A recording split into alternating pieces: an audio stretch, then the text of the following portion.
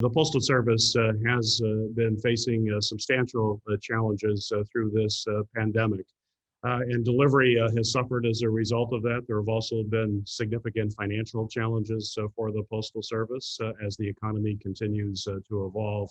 I chair the Senate Homeland Security and Government Affairs Committee with oversight of the U.S. Postal Service.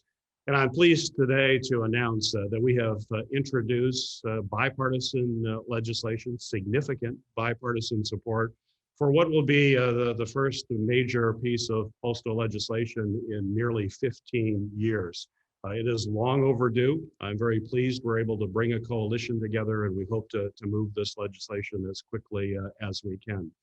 If I could go through some of the basics of it, one, we have to make sure the Postal Service has sound financial footing, that they can continue to operate for many years to come. But we all know the Postal Service is absolutely critical to our everyday lives. In addition to getting first-class mail to its intended recipients, we know folks rely on the mail service for critical supplies, medicines that come through the mail system. We know our small businesses use the Postal Service to conduct their business as well. As we pay our bills and receive bills, Postal Service is something that is critically important for our country and for the state of Michigan, and it's particularly important for folks who live in rural areas. And yet financial strain has plagued the Postal Service, and part of that financial strain is related to some requirements that they have that no other business in this country has. One, they have to pre-fund all retirement healthcare, regardless of the age of the employee. No company in America has to do that. No federal agency has to do that. And we're going to change that to end that requirement, which will free up resources to enhance service and reliability. The other aspect that we're going to be changing is Medicare integration, that when employees go into retirement, their retirement benefits are integrated with Medicare. It's something that every major company in this country does, what the federal government does. We want to make sure that their Postal Service is put on the same footing as any other business entity. That's simply the fair thing to do, and it will also mean that there'll be more resources for reliable delivery to our homes. We also have incorporated a number of service enhancements. One is to make sure that we lock in place 6-day delivery, that you can continue to get mail service every 6 days. We've also made sure that there is more transparency when it comes to performance, so that people can monitor the performance that we're seeing from the Postal Service by region. So we know that they're meeting their service standards, and if they're not, can address those service standards.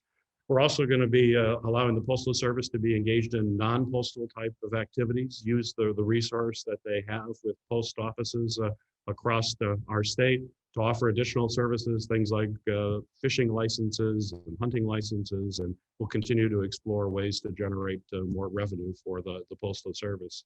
But what makes this legislation different than what we may have seen over the last 15 years is that we have strong bipartisan support.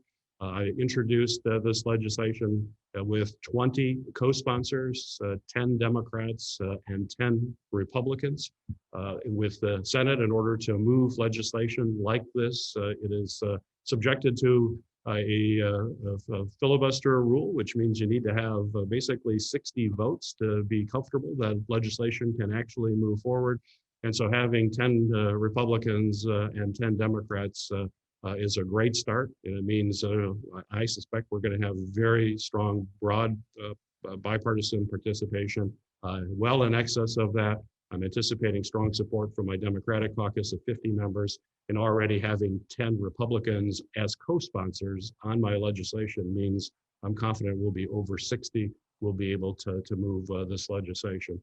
And this will help us make sure that the Postal Service can continue to deliver mail on a timely basis and do it efficiently, and make sure that they have the financial solvency to continue to provide these vital services for folks all across Michigan for years to come. So this is a significant development in postal reform. I'm excited to be leading it as Chair of Homeland Security and Government Affairs, and look forward to getting it passed as soon as possible.